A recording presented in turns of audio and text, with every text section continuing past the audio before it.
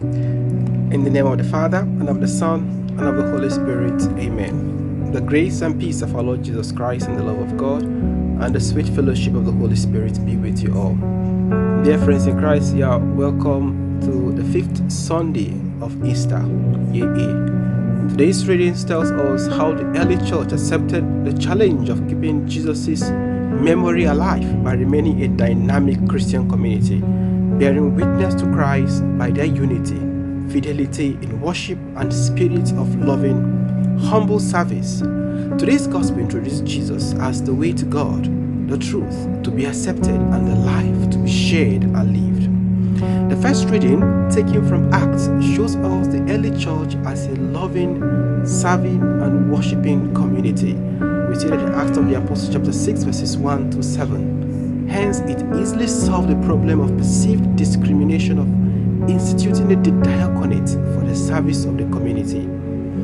In the second reading, St. Peter advises the early Christians to renew the memory of Jesus by allowing God to make of them living stones and to build them into a spiritual edifice, a community of believers with Christ for its living stone.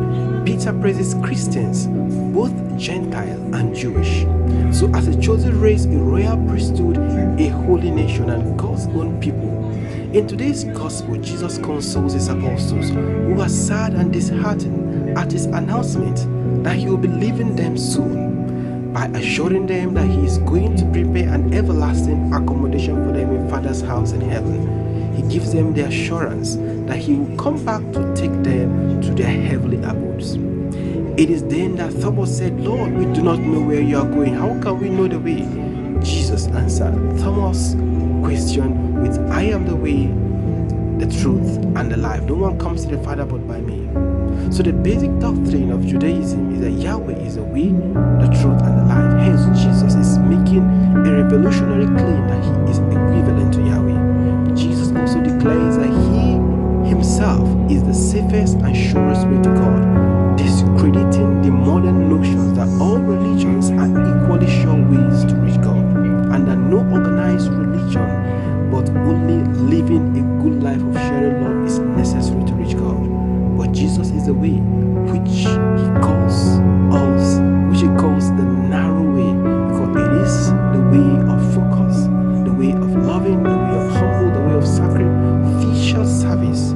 So Jesus is the truth who teaches revealed truth about God and God's relation to man. So Jesus also teaches moral truth and demonstrates them in his life. Jesus is the life because as God, he possesses the eternal life of God and shares his divine life with his disciples through the word of God and the sacrament. In short, Jesus reveals the Father in the way he lives, in the truth of his word, and in the new life that he brings. So my dear friends in Christ, a simple message of today is for us to realize and for us to have it in the back of our mind that Jesus is the way, he is the truth, he is the life. So we need to accept Jesus as the way, the truth, and the life. We accept Jesus as the way by walking his narrow way of loving, humble, and sacrificial service.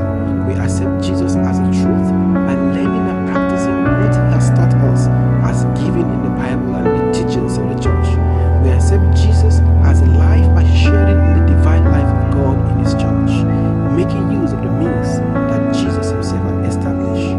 We do all this by actively participating in the Eucharistic celebration and properly receiving the body and blood of Christ in Holy Communion, by the worthy reception of other sacraments, by the meditative daily reading of the Word of God, by allowing the Holy Spirit living in the church and within us to guide and strengthen us, and by communicating with God, the source of life, in personal and family prayers. Dear friends in Christ, do not forget this. Today, Jesus is calling us. He is speaking to us. Let our hearts not be troubled. Because if you believe in God, believe also in Jesus. Because he is the way, he is the truth, he is the life. May his words be blessed in our hearts through Christ our Lord.